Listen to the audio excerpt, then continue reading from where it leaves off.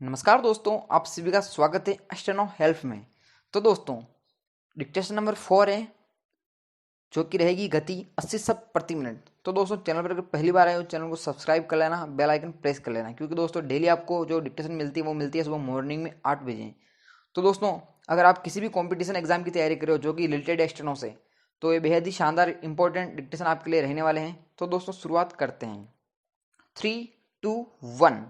देश की आर्थिक अवस्था का जो विवरण वित्त मंत्री जी ने हमारे सामने प्रस्तुत किया है वह संतोषजनक है। विराम।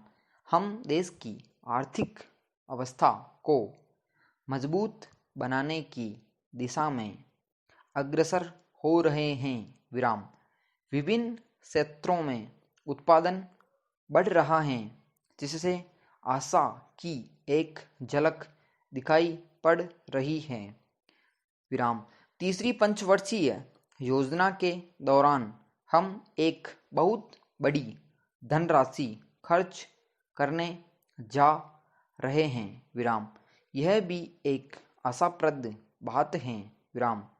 लेकिन अध्यक्ष महोदय, पिछले साल भी मैंने वित्त मंत्री जी का ध्यान इस तरफ खींचा था और आज फिर खींचता हूँ। देश की वर्तमान आर्थिक अवस्था का चित्र हमारे सामने रखने के साथ ही साथ उन्हें यह भी बतलाना चाहिए था कि इस देश के अंदर उत्पादन में जो वृद्धि हुई है वह समाज के किस अंग में, किस रूप में उपयोग में लाई गई है।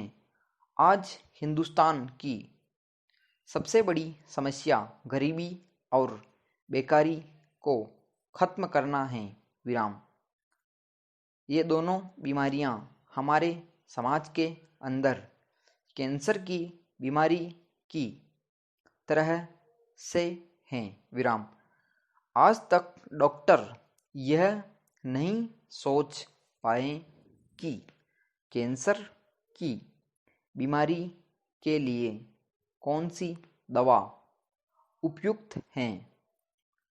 उसी तरह वित्त मंत्री जी इस विद्या के विशेषज्ञ होते हुए भी इस बीमारी की असल दवा हमें बतलाने में असमर्थ रहे। विराम। यह ठीक है कि बेकारों की बेकारी की समस्या को महसूस करते हैं, लेकिन हम देखते हैं कि जैसे जैसे हमारी योजना का काम आगे बढ़ता जाता है वैसे वैसे यह पता लगता है कि बेकारी भी उसी गति से बढ़ती जा रही है। विराम। गरीबी का सवाल बेकारी की समस्या से जुड़ा हुआ है।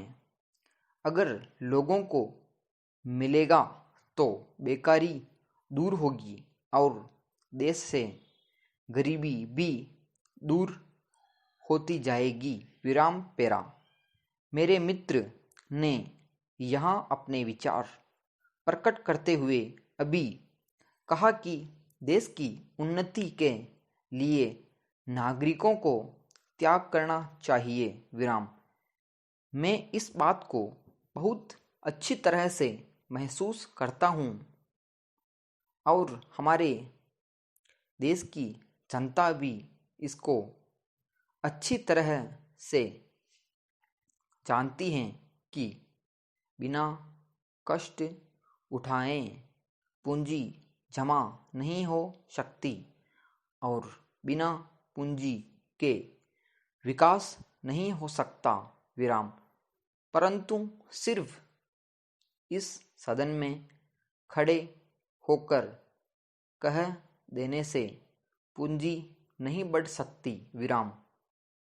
जनता हर तरह से सहयोग करने को तैयार हैं, परंतु उसे रास्ता आपको दिखलाना चाहिए। विराम।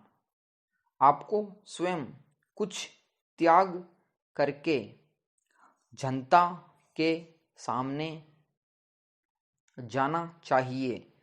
तब आप विश्वास रखिए, जनता हर तरह से आपकी मदद करने को तैयार रहेगी। विराम।